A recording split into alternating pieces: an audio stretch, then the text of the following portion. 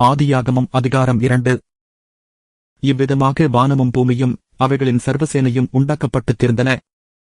தேவன் தாம் செய்த தம்முடைய கிரியையை 7ஆம் நாளிலே நிறைவேற்றி தாம் உண்டாக்கின தம்முடைய கிரியைகளை எல்லாம் முடித்த பின்பு 7ஆம் நாளிலே ஓய்ந்திருந்தார். தேவன் தாம் சிருஷ்டித்து உண்டு பண்ணின தம்முடைய கிரியைகளை எல்லாம் முடித்த பின்பு அதிலே ஓய்ந்திருந்தபடியால் தேவன் 7ஆம் நாளை ஆசீர்வதித்து அதைப் பரிசுத்தமாக்கினார். தேவனாகிய கர்த்தர் பூமியையும் வானத்தையும் உண்டாக்கின நாளிலே வானமும் பூமியும் சிருஷ்டிக்கப்பட்ட வரலாறு இவைகளே. நிலத்தினுடைய சகலவித செடிகளும் பூமியின் மேல் இன்னும் உண்டாகவில்லை. நிலத்தினுடைய சகலவித பூண்டுகளும் இன்னும் முளைக்கவில்லை. ஏனெனில் தேவனாகிய கர்த்தர் பூமியின் மேல் இன்னும் மழையை பெய்ய பண்ணவில்லை. நிலத்தை பண்படுத்த மனுஷனும் இருந்ததில்லை. அப்பொழுது மூடுபனி பூமியிலிருந்து எழும்பி பூமியையெல்லாம் நனைத்தது. தேவனாகிய கர்த்தர் மனுஷனை பூமியின் மண்ணினாலே உருவாக்கி ஜீவசுவாசத்தை அவன் நாசியிலே ஊதினார். மனுஷன் ஜீவாத்துமாவானான். தேவனாகிய கர்த்தர் கிழக்கே ஏதேன் என்னும் ஒரு தோட்டத்தை உண்டாக்கி தாம் உருவாக்கின மனுஷனை அதிலே வைத்தார். தேவனாகிய கர்த்தர் பார்வைக்கு அழகும் புசிப்புக்கு நலமுமான சகலவித விருட்சங்களையும் தோட்டத்தின் நடுவிலே ஜீவ விருட்சத்தையும் நன்மை தீமை அறியத்தக்க விருட்சத்தையும் பூமியிலிருந்து முளைக்கப் பண்ணினார்.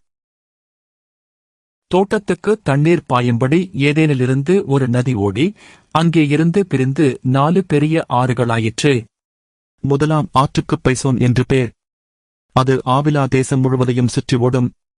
அவ்விடத்திலே பொன் விளையும். அந்த தேசத்தின் பொன் நல்லது.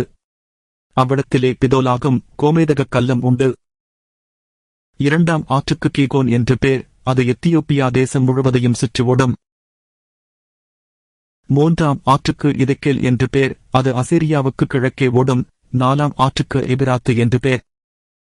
தேவனாகிய கர்த்தர் மனுஷனை ஏதேன் தோட்டத்தில் அழைத்துக் கொண்டு வந்து அதை பண்படுத்தவும் காக்கவும் வைத்தார்.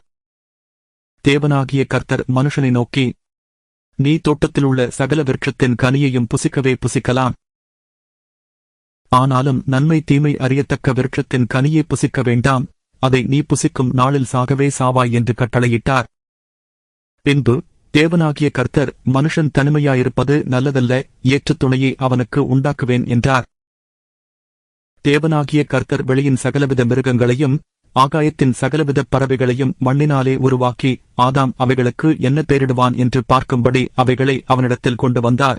அந்தந்த ஜீவஜந்துக்கு ஆதாம் எந்தெந்த பெயரிட்டானோ அதுவே அதற்குப் பேராயிற்று.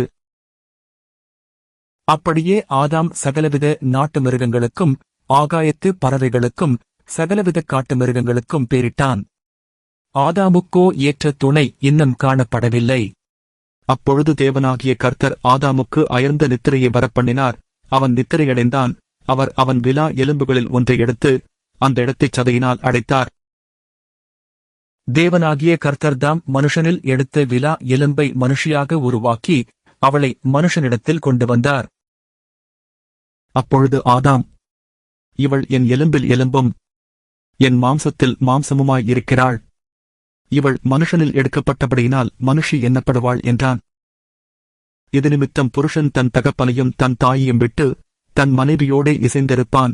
அவர்கள் ஒரே மாம்சமாயிருப்பார்கள்.